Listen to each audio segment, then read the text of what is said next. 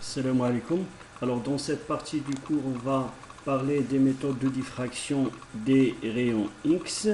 Alors plusieurs techniques de diffraction ont été mises au point, lesquelles se distinguent par le type d'échantillon à analyser, l'intervalle de longueur d'onde utilisé et la disposition de l'échantillon par rapport au détecteur de rayons X. Alors on va commencer par la plus ancienne, la méthode de Lowe. Alors pour cette méthode, on envoie une lumière polychromatique, c'est-à-dire des rayons X avec une fourchette de longueur d'onde, intervalle de longueur d'onde de rayons X qui vont de 0,05 à 3 angstroms à travers un monocristal fixé. Voilà, un monocristal fixé. Voilà, il y a un collimateur pour voilà, je vais faire un zoom sur la. Voilà, vous pouvez voir on a l'échantillon ici. Voilà un collimateur pour concentrer la lumière des rayons X. Voilà. Alors on a deux méthodes. Soit on utilise un échantillon mince, peu absorbant, et on enregistre sur un cliché ici, ce qu'on appelle enregistrement en transmission, c'est-à-dire la lumière, voilà, les rayons X sont diffractés à l'avant de l'échantillon. Soit en utilisant un échantillon massif, et on utilise ce qu'on appelle un enregistrement en retour. Voilà, et l'enregistrement se fait à l'arrière de l'échantillon. Voilà. Alors la lumière est diffractée par une famille de plans HKL de l'échantillon à chaque fois que la loi de Bragg est vérifiée. Voilà, c'est la loi de base de la diffraction des rayons X par des cristaux. Les faisceaux résultants de la diffraction seront détectés sous forme de taches sur un écran disposé à une certaine distance, quelques centimètres de l'échantillon. Voilà ce que je viens de vous montrer. Alors chaque tâche du diagramme de Lowe correspond à une famille de plans réticulaires dont l'orientation par rapport au faisceau incident peut être déduite des conditions de réflexion. Voilà, c'est-à-dire si vous avez par exemple ce faisceau-là, bien sûr, on a comme un plan, alors il y a un θ ici de réflexion qui est égal à un angle θ d'incidence, c'est-à-dire des lois de Snell-Descartes. Voilà. Alors la longueur d'onde de la lumière incidente pour une tâche de diffraction donnée est inconnue, c'est-à-dire c'est un inconvénient de cette méthode, c'est que la longueur d'onde n'est pas fixe. On utilise ce qu'on appelle, rappelez-vous, une lumière blanche, le fond continu qu'on a pu produire, c'est-à-dire les rayons X ont été produits soit un fond continu et avec des pics. Voilà. Ici, on va utiliser le fond continu, c'est-à-dire la lumière avec une fourchette de longueur d'onde. Alors, puisque la longueur d'onde est inconnue, il n'est donc pas possible de déduire de ces diagrammes des informations concernant les dimensions du diffracteur, c'est-à-dire le cristal. Voilà. C'est l'un des inconvénients de cette méthode. Aussi, un autre inconvénient, l'intensité d'émission d'une anticathode, c'est-à-dire la production des rayons X en fonction de la longueur d'onde n'étant pas du tout constante, c'est-à-dire l'intensité d'émission dépend de la longueur d'onde. C'est pour ça qu'il est impossible d'exploiter l'intensité des tâches de diffraction. Voilà. Alors, cependant, les diagrammes indiquent la position relative des différents plans réticulaires et permettent donc la mise en évidence des symétries internes de l'échantillon. C'est-à-dire, à travers cette méthode, on peut quand même trouver les symétries internes de l'échantillon, c'est-à-dire la disposition des familles de plans du cristal étudié les unes par rapport aux autres. Voilà. Alors, passons maintenant à la deuxième méthode. Alors, on utilise un rayonnement, cette fois-ci un rayonnement monochromatique, c'est-à-dire un pic bien précis, de longueur d'onde bien précise, avec une longueur d'onde fixe. Et on fait tourner le cristal, un monocristal. Voilà, on utilise toujours un monocristal, mais cette fois-ci avec une longueur d'onde bien fixe. Alors, qu'est-ce qu'on va faire? On va faire tourner le cristal, ce qui permettra au faisceau de rencontrer plusieurs plans du cristal, voilà, pour lesquels la relation de diffraction sera probablement satisfaite. C'est-à-dire, on fait tourner le cristal et à chaque fois, on va avoir une tâche. Alors, cette tâche correspond à une diffraction par une famille de plans. On continue à tourner le cristal et à chaque fois, on aura une tâche. Et on enregistre ces tâches sur un film qui est disposé de manière à entourer le cristal. Voilà, entourer le cristal. Ce qu'on appelle une chambre de Bragg, lui-même collé, c'est-à-dire le cristal, ce point en noir, sur une tête goniométrique TG, voilà, on va le coller, afin de détecter les tâches de diffraction, lesquelles seront disposées sur des cercles sur le film. C'est-à-dire on fait tourner, et à chaque fois que la loi de Bragg est satisfaite, on voit apparaître une tache lumineuse. Alors cette tache lumineuse est détectée par ce film, voilà, et à la fin de l'expérience, on va analyser ce film.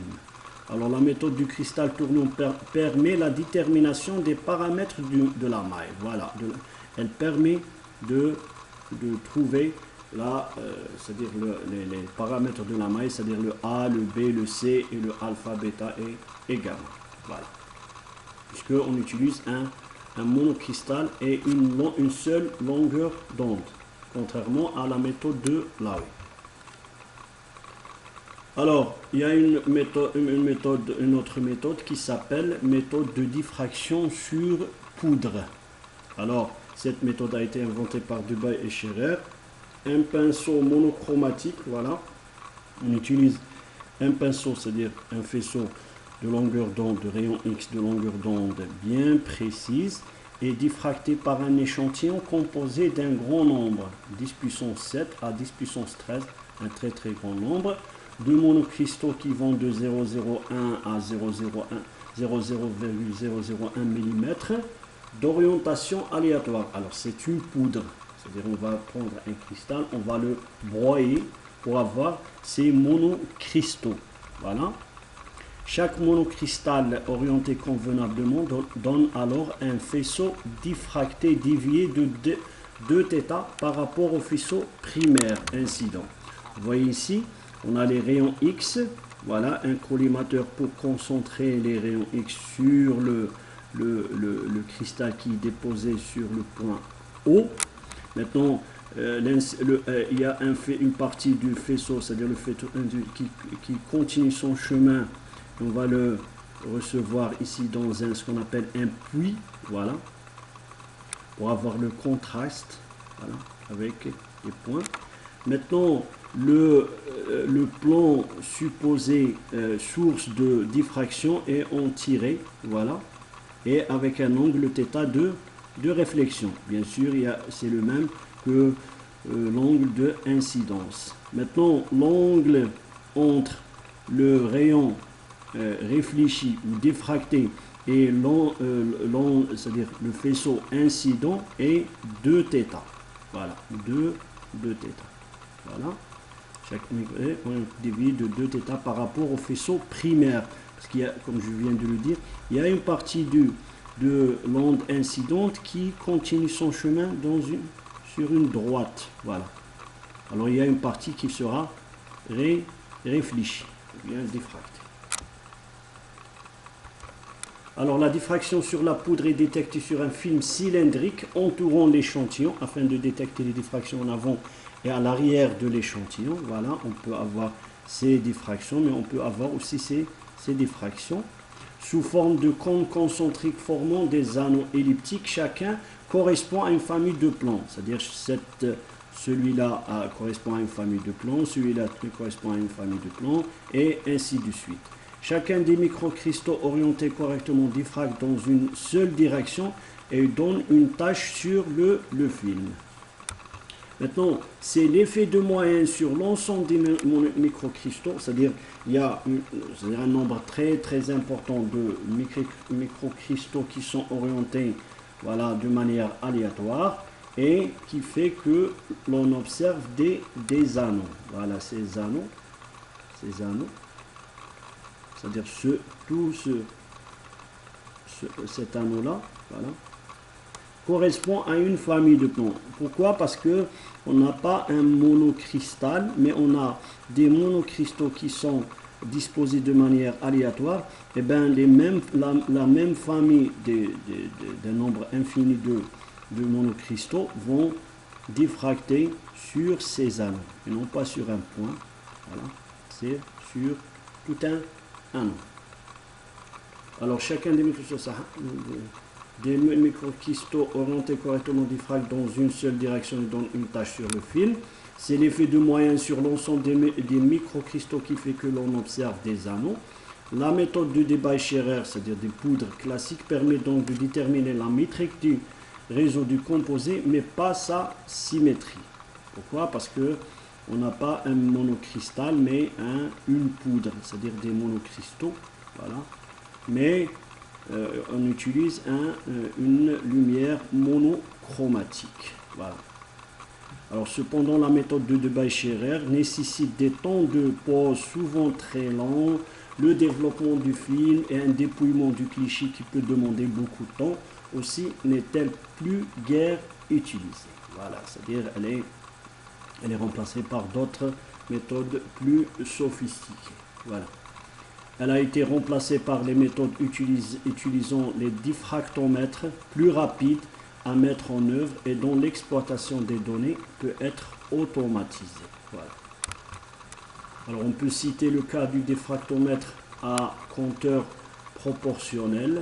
Alors le compteur proportionnel, vous pouvez lire sur internet, ce sont des compteurs qui utilisent l'ionisation des gaz rares. Voilà. Enfin, on ne veut pas entrer dans ces détails, mais juste pour donner les mots-clés qui vous permettent de chercher sur internet.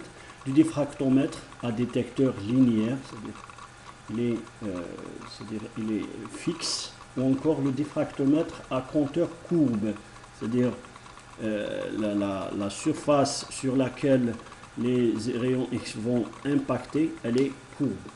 Voilà. L'échantillon est placé sur un support plan en rotation autour d'un axe vertical horizontal selon les appareils. Voilà le rayon incident des rayons X, l'échantillon ici. On aura c'est-à-dire le puits, ce qu'on appelle le puits, qui va collecter l'onde incidente. Et on a un compteur, là où les rayons X diffractés vont impacter. Et on va utiliser c'est-à-dire ce rayon X pour avoir l'intensité, voilà, du rayon diffracté. Voilà, vous avez la source ici, vous avez l'échantillon ici, et vous avez par exemple le détecteur.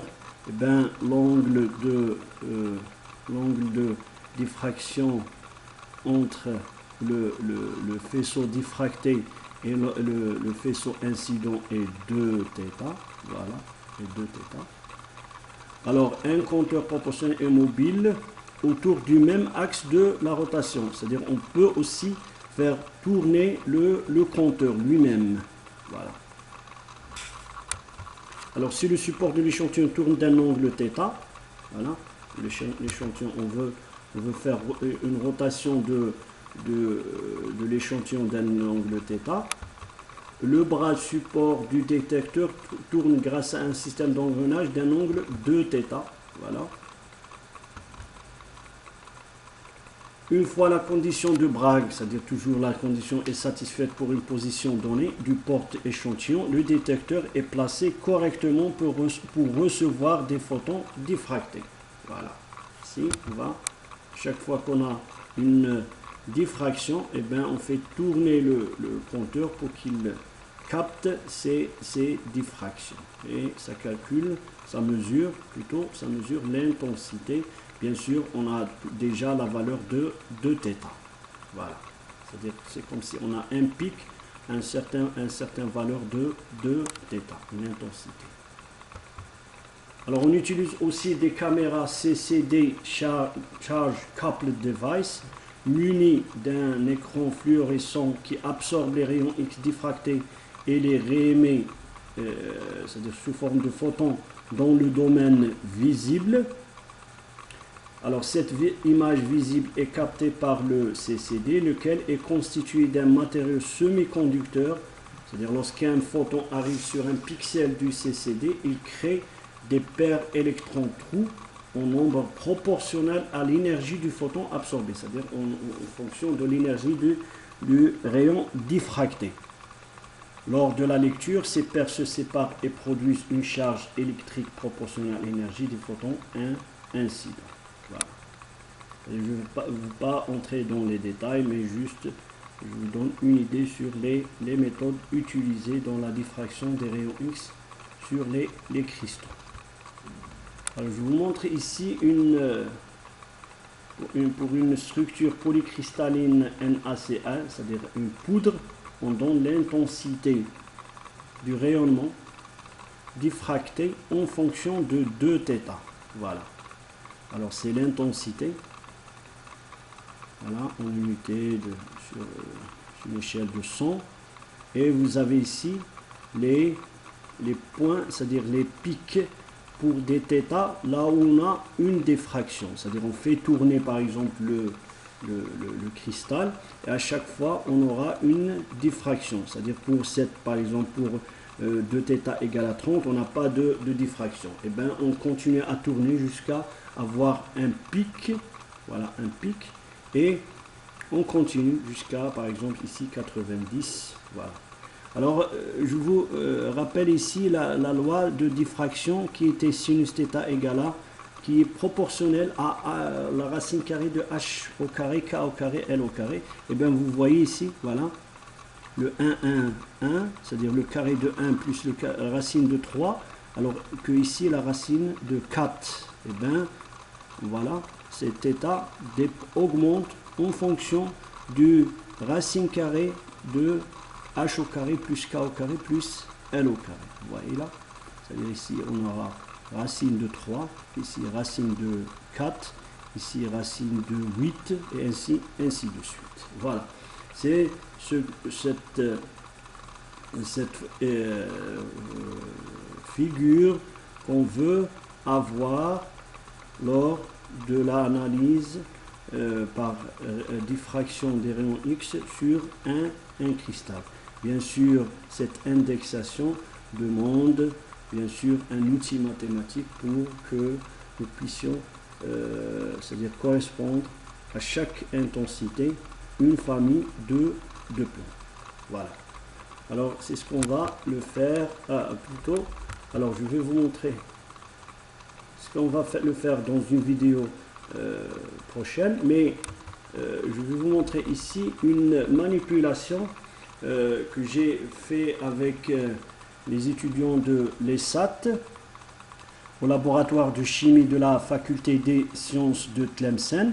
Alors on a utilisé une machine à une puissance de 600 watts, un voltage, alors un très grand voltage de 40 kV, mais avec un ampérage de 15 milliampères. Alors le dispositif c'est-à-dire on aura la machine et la partie informatique, c'est-à-dire des logiciels qui vont nous permettre d'exploiter les résultats obtenus par cette machine. Alors on commence, alors vous pouvez voir à l'intérieur de cette machine, vous pouvez voir le goniomètre là où on met c'est-à-dire il y a un verre où l'on met l'échantillon en poudre. Il y a les rayons X vont venir de ce côté-là et on aura un capteur de ce côté-là. Alors je vais vous montrer une figure qui va vous donner une vue claire sur, voilà, c'est le même dispositif, c'est-à-dire la même machine, mais voilà, Alors vous avez la partie qui produit des rayons X. Vous avez ce qu'on appelle le goniomètre, c'est-à-dire ces verres, ces cuvettes où l'on peut mettre notre poudre à étudier. Voilà, elle peut tourner. Et on aura le détecteur qui peut lui aussi tourner. Voilà, qui peut lui aussi tourner. Alors on a la source de production, le goniomètre où l'on met l'échantillon et le détecteur. Voilà. Alors, on nettoie bien sûr, on nettoie le verre qui contient l'échantillon, c'est-à-dire la cuvette, l'échantillon avec de l'éthanol pour éviter la contamination avec d'autres matériaux. Il y a un ingénieur qui fait ça. Alors, on broie, c'est-à-dire on écrase la poudre en s'assurant qu'elle est bien collée pour éviter que l'échantillon tombe lors de la rotation. Voilà, parce qu'il y a une rotation ici. Alors l'échantillon est mis sur un goniomètre dans la machine. Voilà, on le met dans la machine. Alors la production des rayons X prend à peu près 7 minutes. On doit attendre à ce que la machine commence à produire des rayons X. Alors lorsque la production commence, on doit attendre 15 minutes. Alors l'appareil connecté à un ordinateur commence à donner des résultats. Intensité de diffraction en fonction de 2θ. Voilà, l'intensité en fonction de 2θ. Voilà. Sur l'écran d'un ordinateur, en utilisant un logiciel pour cette machine qui s'appelle Minoflex Guidance. Voilà. Qui nous permet c'est-à-dire de voir les intensités de diffraction en fonction de θ, c'est-à-dire la rotation de l'échantillon et du compteur. Voilà. Alors les vrais pics qui représentent des points de diffraction sont en bleu. On tient à lisser le graphe en se basant sur le fait qu'un vrai pic doit être symétrique, c'est-à-dire le logiciel a pour tâche de sélectionner les vrais pics. C'est-à-dire on a les pics en rouge et vous voyez que certains pics en rouge ont été omis. Voilà. Pourquoi? Parce que ce pic n'est pas un vrai pic parce qu'il n'est pas symétrique. Il y a un calcul qui a été fait par le logiciel. Voilà. C'est-à-dire un outil mathématique qui permet de sélectionner les vrais pics, et en fin de compte vous verrez des pics en bleu qui sont les vrais pics, voilà, et qui donnent les diffractions par le cristal, voilà, à des angles bien précises. Alors une base de données PDXL2 contenant des milliers de résultats obtenus à travers le monde est utilisée afin de déduire le composé auquel correspond le diffractomètre obtenu. C'est-à-dire vous avez cette figure d'intensité en fonction de θ.